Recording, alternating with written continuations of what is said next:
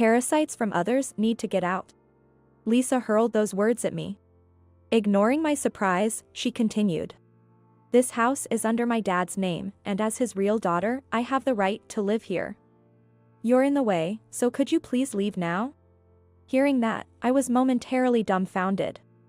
But I quickly burst into laughter. Do you not know? I deliberately paused there. Lisa, curious about what I would say next, swallowed hard and stared at me intently. I gave instructions to the movers, who seemed troubled, to carry all the items to an empty room for the time being since there wasn't much to move. Amid the confusion, Lisa tried to sneak in, so I stopped her with my hand. This house is in my name. You and I are strangers. Please don't enter without permission. When I said that, Lisa's face turned bright red, and she shouted, I don't care, before storming off somewhere. After Harry passed away, I felt a simmering anger at being treated this way. I was determined to make her regret it. I had finally turned the tables. My name is Gina Smith, I'm 39 years old and work as a piano teacher. My husband Harry was 6 years older than me and an entrepreneur running his own company. We slowly nurtured our love after meeting through work. When we started considering marriage, Harry confessed something to me. Apparently, he had been married before. He had married his girlfriend at the time in his 20s, and they had a child named Lisa, but soon after, his ex-wife's infidelity came to light. She ended up incurring a significant amount of debt for her lover and even relinquished custody, resulting in Harry gaining custody of Lisa. Lisa, who had grown up in a single-parent family for a while, apparently didn't lack for anything as Harry's company was flourishing. However, as Harry's financial status got better, Lisa's demands became increasingly unreasonable. In middle school, she constantly wanted high-end cosmetics and to dye her hair, and she never listened no matter how many times she was told. Lisa, who grew up spoiled, was very hostile when introduced to me as her father's new partner during her high school years. I don't acknowledge you as a mother. I have a beautiful mom and a rich, kind dad, and that's enough for me. Although Harry never told Lisa about her mother's infidelity, she seemed to greatly admire her mother, who was said to be beautiful. I didn't necessarily think that was bad. In the end, Lisa never accepted me, so we decided to get married after she turned 18, graduated high school, and started working. I thought Lisa had grown into a respectable adult, but I never imagined things would turn out this way. Harry and I never wanted children of our own. For him, Lisa was his only child, and if we were to have a child together, Lisa would say, I can't deal with a half-sibling. And we didn't know what she might do, so that was part of it. Given my age in the late 30s and the stories I heard from people who had kids, I started to feel that I probably wasn't cut out for parenting.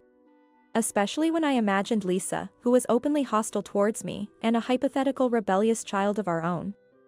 I was certain I couldn't handle it. So we both agreed that we didn't want children and desired to spend a peaceful life together as a couple. Which led to our relationship and eventually marriage. Then, 2 years ago, after Lisa turned 18 and started working, we got married and were living an ordinary life as a couple. However, our peaceful days came to an end within those 2 years. Harry was diagnosed with cancer.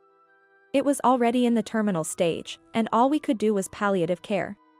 The shock left me in a daze, unable to comprehend the prognosis or future treatment plans, and before I knew it, Harry was hospitalized and had started treatment. Even when I returned home, the days without anyone there continued, and I was worn out, yet another person came to add insult to injury. Yes, that person was Lisa. Technically, Lisa was my stepchild since we were married, but since we had never lived together, I didn't feel that strongly about it. It wasn't strange for a daughter to know where her father lived, but somehow, Lisa knew Harry had been diagnosed with cancer and hospitalized. Dad's got cancer, right? Since you're all out of sorts and he can't bear to watch, so he even let me know. Harry must have told her out of concern, but neither Lisa nor I found it amusing. But Lisa seemed to have her own plans and said with a smirk, So, I've decided to move nearby. I have to take care of you since you're so down, and Dad needs someone to look after him, right? He'd rather rely on his real daughter than his new wife, wouldn't he? Leaving such provocation behind, she left. I immediately contacted Harry and relayed the conversation to him, to which he apologized, saying, I can't believe Lisa would say such a thing. I thought she had grown up, which is why I reached out to her, but instead, I've made you feel uncomfortable. I'm sorry. Harry is not at fault, and I want him to focus solely on his situation right now. Thinking it's not good to make a sick person worry, I said in as cheerful a voice as I could, "It's okay, I'll sort things out with her." But honestly, I'm not confident I can achieve that. Especially since I've always felt that parenting wasn't my strong suit. How am I supposed to deal with someone who's openly hostile towards me? Besides, Lisa is nearly 20 years younger than me. I mean, can I, a 39-year-old, really understand Lisa, who is in the prime of her youth at 20? Especially since we're not even related by blood? Such thoughts kept coming and going, leaving my mind in a mess. Thinking about it won't help, so for now, I decided to focus on my work and supporting Harry. With that forced mindset, I tried to sleep. But I ended up worrying about Harry and couldn't sleep at all, and in the days that followed, my students and their parents started expressing their concern. Before I knew it, half a year had passed. During this time, there were no major changes in my work, and Harry was fighting his illness, living each day with all his might. However, there was one concern that remained, and that was Lisa's presence, who had moved nearby 6 months ago. In these 6 months, I think I've lost more than 10 pounds. Even now, as I held a baby in my arms, I frowned, wondering why I had to do this. This baby's name is Emma. Believe it or not, she is Lisa's child. So, technically, I am Emma's step-grandmother, but Lisa takes advantage of this and always dumps Emma on me. 6 months ago, Lisa, true to her word, moved nearby. I had assumed she was alone, but to my surprise, she brought along Emma, her real daughter. It seems that after graduating from high school at 18, Lisa fell in love with a guy at the nightclub and spent most of her salary on him within half a year. Having heard from Harry that Lisa's mother was similar, it made me think, like mother, like daughter. But Lisa's love was unrequited, and she ended up getting pregnant and quitting her job. Already being willful and problematic, Lisa probably saw this as a convenient excuse to bail. She made a scene in front of the nightclub, received a settlement, and now she seems to be getting regular child support. She decided to have Emma for that reason, but a few months later, she apparently heard about Harry's illness. Unbelievably, Lisa thought this was lucky. After all, Dad has a lot of money, and if I suck up to him now, he might leave me a big inheritance. I still remember the shock I felt when I overheard Lisa talking like this to someone on the phone. From the bits of conversation and voice leaking through, I could tell the person on the other end was a man. But it didn't matter who it was. It was clear that Lisa only saw her father as a cash cow. And as his spouse, I have the right to half of the inheritance, which must be an inconvenience for her. I've even seen her consulting with that unknown caller on how a stepmother can renounce her inheritance rights. I couldn't bring myself to tell Harry, who is trying so hard to live, about this conversation. It would be too cruel. So I kept quiet, trying to deal with it by myself. But taking my silence as acquiescence, Lisa began to order me around more and more after she moved in. At first, it was just, "I'm going to the bank for a bit, can you watch Emma," and things like that. But then it escalated to, "I'm going to visit Dad at the hospital," or "Emma's father is pestering me to hear about her. He's suddenly missing his daughter now." And she started treating me like a babysitter frequently. Of course, there was no payment involved. As much as she's my step-granddaughter, I couldn't bring myself to ask for money to take care of her, fearing something might happen to Emma more if I refused. This gradually escalated, and just the other day, Lisa said something like this. "I'm going on a trip with friends for about 3 days, can you look after Emma? You can do it, right? Since you're always at home anyway." Being always at home is only because my piano students come to my house for lessons in the evening. I wanted to say that, but arguing with Lisa only leads to more trouble, so I just agreed. Ironically, I find my granddaughter Emma very cute. I thought I couldn't handle childcare, but babies are indeed adorable, and I felt a tug at my maternal instincts. But at the same time, the thought of her going on a trip gave me a headache. Despite the significant expenses for Harry's treatment every month, taking care of Emma for 3 days would add even more to the expenses. I've been covering all the costs for Emma's diapers and milk while she's in my care. I thought it wasn't right to use Harry's money since I agreed to take care of her, and the burden didn't seem too heavy at first. But as the amount increased, it started to weigh on me. However, when I thought about it calmly, I started to wonder why I, as the grandmother, was doing what Lisa, the mother, should be responsible for. Lisa doesn't acknowledge me as her mother. Yet, I can't deny feeling upset about being used only when it's convenient for her. Still, Emma is innocent in all this, so I did what I could within my limits, but I was reaching my breaking point. I planned to have a serious talk with Lisa when she returned, to tell her to take responsibility and care for Emma herself. But right after Lisa left for her trip, I received a call from the hospital and rushed out of the house in a panic. Upon arriving at the hospital, I realized from the bustling nurses and doctors that Harry's time was near. Emma began to cry as if sensing something was wrong, but the nurses kindly told me not to worry about it.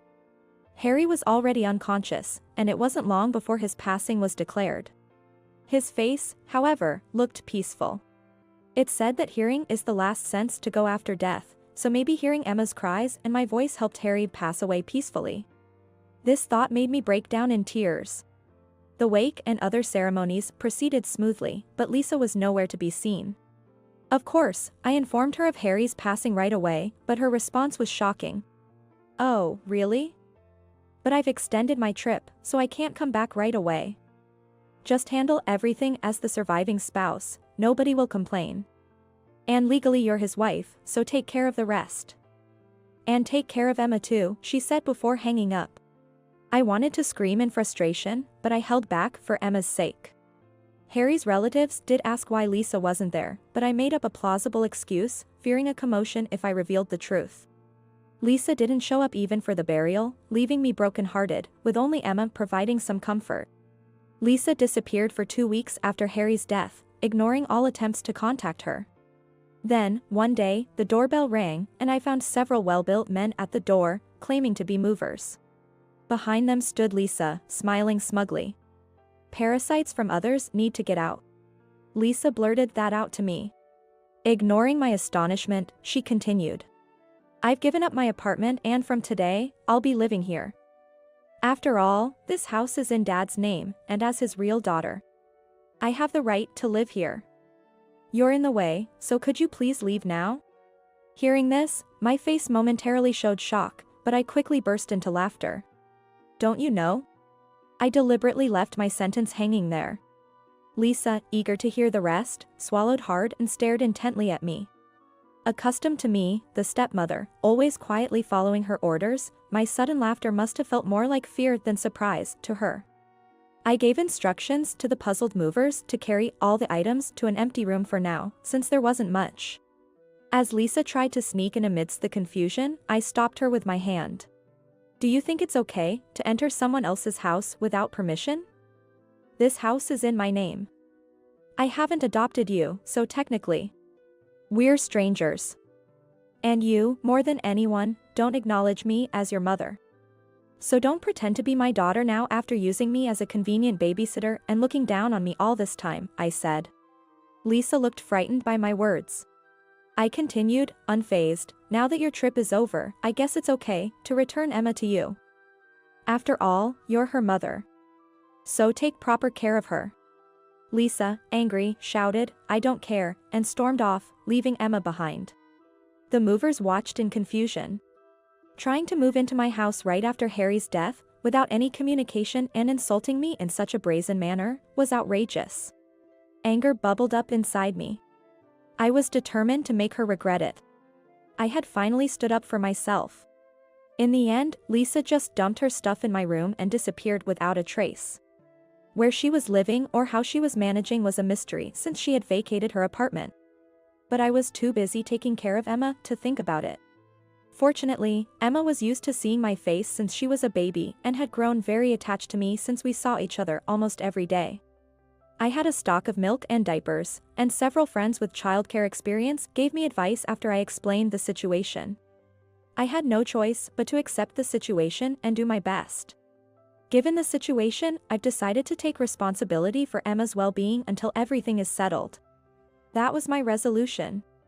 During the lesson at home, Emma fell asleep without crying, probably because the sound of the piano was soothing. But some parents found out about the situation and said that they would watch over her while I was teaching. Information about Lisa somehow leaked, and Harry's relatives would occasionally visit to check on her. when I had to be away for lessons or work. Someone would always step in to watch over her. Although Harry is no longer with us, the support of his connections and the kind-hearted people around me has allowed us to live peacefully. 2 months after Lisa disappeared, she suddenly reappeared in front of me. For some reason, a police officer named David and a child welfare officer named Tom were there, claiming I had kidnapped a child. A baseless accusation. Lisa was demanding to David arrest her already. She took my child. Just because she doesn't have one of her own, how dare, and to Tom. Isn't this your job? Hurry up and take the child back from this woman. I was dumbfounded, but David calmly listened to my side of the story. He seemed a bit incredulous too. It must have dawned on him that Lisa was acting out of spite. Although Tom tried to calm Lisa down, his words fell on deaf ears as her anger reached a boiling point. Realizing we were getting nowhere, I boldly stated, "You were the one who pushed Emma onto me. Everyone in the neighborhood knows it, including Harry's relatives. You can't deny it. Especially after you fled that day. And calling the police on me? That might just be obstruction of justice, don't you think?" David nodded in agreement. Technically, it might be more accurate to call it filing a false report. After all, Lisa had even filed a complaint to penalize me. But I doubted Lisa would understand the complexities, so I simply told her she was lying and obstructing police duties. Perhaps because she had heard the term obstruction of justice before, Lisa started to falter, showing the impact of those words was significant. I then continued to explain further. I continued, "A mother who dumps her infant on someone else to go on a trip or pull stunts like this is the real problem, don't you think, Tom?" Turning to Tom, it seemed Lisa finally grasped the situation. Fine, I'll let it go this time." I internally scoffed at her audacity, and David suggested to Lisa that they talk at the station. That was to be expected. After filing a complaint only to reveal it was all a sham, they couldn't just walk away. Lisa, pale-faced, turned to us as Tom added more pressure, sending her into a panic. "I'm not to blame. It's all her fault." She continued to spout nonsense, but David and his colleagues greeted me and left the scene. A younger officer came by later for a brief inquiry, but thanks to the testimony of many, my innocence was quickly established. I'm grateful for everyone's support, especially since the police's sudden involvement must have been a shock, but they didn't hesitate to defend me. Lisa was ultimately not prosecuted but received a stern warning. After receiving the police's caution, Lisa became dejected and vanished for about 3 months. It's about time we decided on Harry's estate inheritance, but since Lisa is his biological child, she will be an heir. So, I need to get in touch with her. However, her whereabouts are unknown, and my attempts to contact her have been ignored, so I hired a private investigator to locate her. And then had experts repeatedly try to contact her. I even had a lawyer send a certified mail and took various measures, but Lisa continued to ignore everything. In the meantime, we marked the first anniversary of Harry's death. Almost concurrently, I received an email from Lisa. The message was simply, "Stop bothering me, I want nothing to do with this." That's when I went to family court to file for estate division mediation. But since Lisa wouldn't respond, the mediation didn't proceed, and ultimately, the family court had to conduct an estate division trial. And somehow the inheritance matter was concluded. Yet, despite her previous indifference, she showed up at my door complaining about being dissatisfied with the outcome. How can I, his own daughter, not inherit a single penny? This is absurd. She wanted the inheritance without the hassle. She must have assumed that as his daughter, she was entitled to a portion of the estate without question. Yet, upon learning she wouldn't receive anything, she was furious. Her silence was broken only when she realized there was no benefit for her. Her audacity was astounding, but I calmly presented her with the truth. "Do you know when the inheritance proceedings began?" In response, Lisa confidently replied, "That was the day the results came from the family court, right?" Hearing her answer, I laughed and said, "No, that's not it. You knew about your father's death on that very day, so the date of inheritance commencement goes back more than a year." I decided to explain it to Lisa in simpler terms so she could understand. Lisa claims it's unfair she's not receiving her rightful share. But the family court calmly judged based on Harry's will and the circumstances at that time. Firstly, Harry's will stated that he didn't want to give Lisa even a single penny and wished for me to inherit everything. Of course, this alone would infringe upon Lisa's rightful share. So normally Lisa would be entitled to at least half of the inheritance she could receive. However, despite my numerous certified mailings, consultations with experts, and court interventions, Lisa remained silent. Moreover, the decisive factor came when Harry wrote in his will, especially if Lisa abandons the inheritance discussions. I do not want her to have any share at all, leading to me inheriting the entire estate. The fact that I was taking care of Emma, a relative by marriage, also played a significant role. Upon hearing this, Lisa retorted, I took care of a lot when Dad was hospitalized. You just took Emma from me and stayed at home. I contributed to Dad, so this is unfair. But even against that, I stood firm. Still lying at this stage? After I entrusted her to you, you went out, didn't you? I couldn't believe you'd calmly take care of Harry. So when I called after leaving Emma with you, you weren't there as expected. That's why I ended up taking Emma for clothes changes and such. There's evidence since visitors need to sign in when entering the ward, right? Keeping photos of the visitor logs, which included time and date, proved useful. This also became one of the reasons why the family court ruled in my favor for the full inheritance.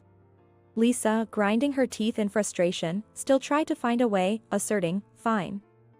Then I'll sue for infringing on my rightful share. But, as more than a year had passed since the inheritance began, her right had already expired. Upon hearing this, Lisa, unable to think further, exclaimed, that's a lie. That's cheating. How come I, his own daughter, don't receive a penny of Dad's inheritance, and started to panic. Eventually, Lisa slumped in defeat, so I asked, what about Emma? She replied, I can't even take care of myself, let alone a child, and irresponsibly fled. How absurd. I thought, and a few days later, Lisa made her last stand. I want Emma back because she's my child. Despite her previous refusals, her change of heart was puzzling. Indeed, Lisa is Emma's biological mother, and to me, Emma is a grandchild by marriage. Lisa looked triumphant, but I remained calm. Since that trip, you haven't taken Emma back to care for her at all. Don't you have any thoughts on this? Lisa retorted, you wanted to take care of her, not me. I asked Lisa once more, for over a year, you let me take care of your child while you were receiving child support payments, didn't you? Lisa looked puzzled for a moment but then laughed, saying, a mother has the right to receive that, so what's the problem? Hearing this, I smirked.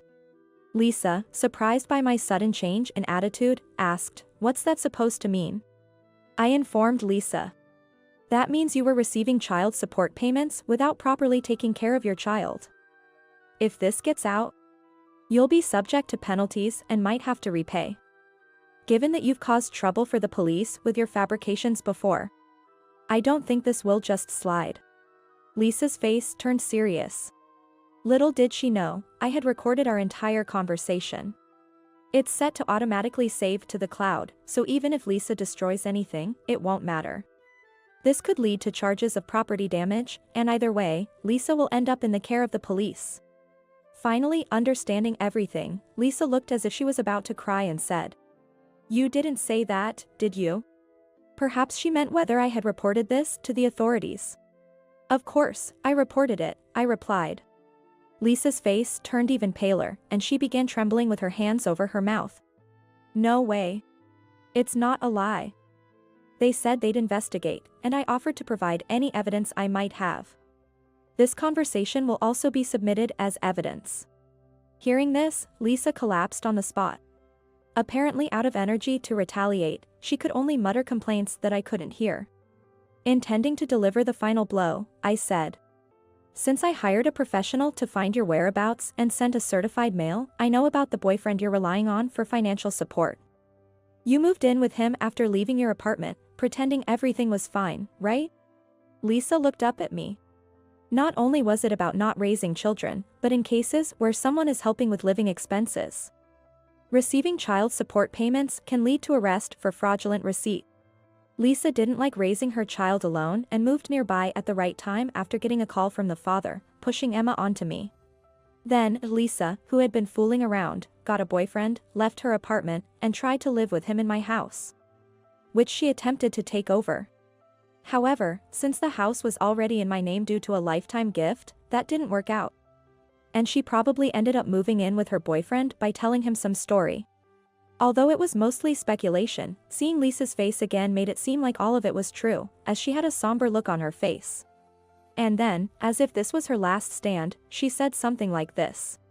"It's fine, I've realized I need Emma to receive the child support payments, so give her back now.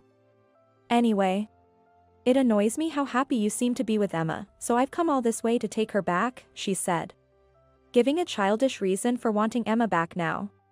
I felt a surge of anger towards Lisa, who viewed her child merely as a means to make money, yet I maintained a composed expression and replied, "Sure, but shouldn't that conversation happen after discussing it with Emma's father?"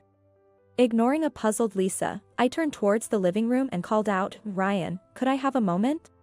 Frightened by the familiar name, Lisa tried to flee, but unable to muster the strength in her legs, she remained rooted to the spot. Soon, I heard footsteps approaching, and a man appeared, holding a delighted Emma. His name was Ryan, Lisa's ex-husband, and Emma's biological father. I had heard from Lisa that the father at the nightclub had fled due to a lack of responsibility. But I wondered if such a father would really pay alimony and child support regularly. If he was that responsible, he probably would have quit working at nightclub and stayed together. Thinking this, I had a detective investigate Lisa's past for the inheritance case. That led me to Ryan, who turned out to be a regular employee with no past of working at nightclub. Taking a bold step, I mentioned Emma's name and reached out, and he easily agreed to meet. When I brought Emma to see him, Ryan, with tears in his eyes, said, "I've finally been able to meet my daughter. I was so happy when you contacted me." The truth is, our divorce was due to Lisa's affair. But she used her position as the mother to take Emma's custody away from me, leaving me to only pay a small amount of child support. As he said this, Ryan's gaze, while holding Emma's small hand, was filled with the love of a true father. This reaffirmed my belief that only parents who truly love and care for Emma should be raising her. Which is why I've consulted child welfare services and the administration about this situation numerous times. Technically, Lisa currently has custody, but it's clear from her actions over the past year that she hasn't been properly raising Emma. Is it really the behavior of a mother to only dump her child on someone she harbors hostility towards when it's convenient, without even formalizing an adoption? As I kept making appeals, the staff at the administration gradually began to sympathize with Ryan and Emma. I wasn't just working on the inheritance over this past year. I've been thinking about getting Emma back to where she belongs as soon as possible. In the process of handling the inheritance, I paid extra for a lawyer's advice to help Ryan regain custody, all done discreetly. Everything is already in place. Ryan, now 26 and being considered for a promotion to section chief, has no financial issues.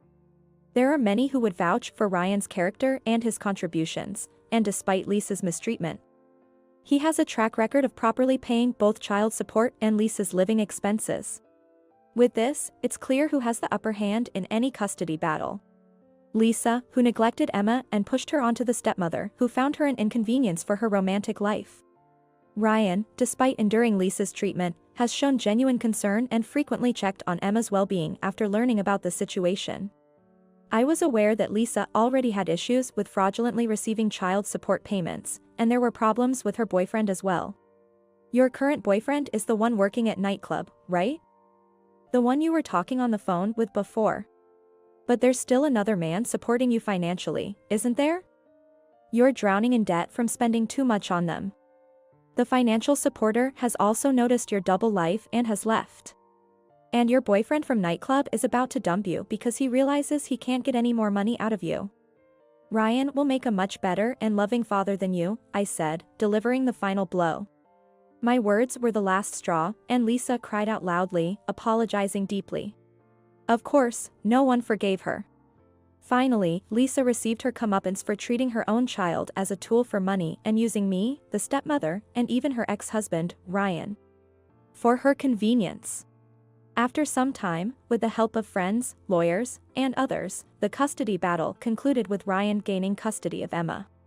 My acquaintances, the parents of my students, and Harry's relatives asked me if it was really okay. They were probably questioning if it was alright to simply hand over Emma to Ryan just because he is her biological father. Especially after all the hardships I had endured for over a year. Indeed, I struggled with the decision, but I didn't want to keep Emma away from a father who loves her. But first, let me tell you what happened to Lisa. Firstly, it seems Lisa was arrested for the child support issue. Not actually raising the child, the existence of a boyfriend from nightclub, and another man supporting her financially were significant factors. And she was caught for fraud. Eventually, she received a suspended sentence, but then the custody battle erupted, and Lisa was in despair. Unable to escape, and with various evidence and testimonies against her. The judgment was passed to transfer custody to Ryan as the most suitable decision. Afterwards, Lisa lost everything. Including Emma, her boyfriend, the man who supported her financially, and even her own savings and reputation. At that time, it seemed she was working as a temp, which didn't pay well. And her poor work attitude led to her being laid off at the worst possible time. As a result, she lost her job and fell so far as to become homeless. Without a home address, she couldn't find a decent job. And she was repeatedly turned down for live-in part-time positions due to her lack of work history and qualifications. This is truly a case of karma and getting what one deserves. As for me, I was living a modest life without using Harry's inheritance. I believe that Harry probably wanted to share his inheritance with Emma, his granddaughter. However, he must have been afraid of involving Emma by writing that in his will. That's why I always made sure to give Ryan a gift from Harry's inheritance for Emma's special occasions. Ryan, for some reason, recently moved close to me and suddenly confessed his feelings. While visiting Emma, I realized I've fallen in love with you. I didn't say anything because it was a difficult time, but Emma is attached to you. Gina. She sees you as her mother. I know it's disrespectful to you as a widow and to Harry as my father-in-law, but please. Would you become a part of our family? Hearing such words, one can't help but be conscious of the feelings involved. As it turns out, there was more to Harry's will. It wasn't related to the inheritance, but it concluded with this. After I'm gone, if you find someone who loves you, Gina, please be happy with him. Your happiness is my happiness. Harry, usually a man of few words, must have tried his best to convey his feelings through writing. I'm considering what's best for Harry, Ryan, and Emma. Little did I know at the time that I would be attending Emma's elementary school entrance ceremony a few years later.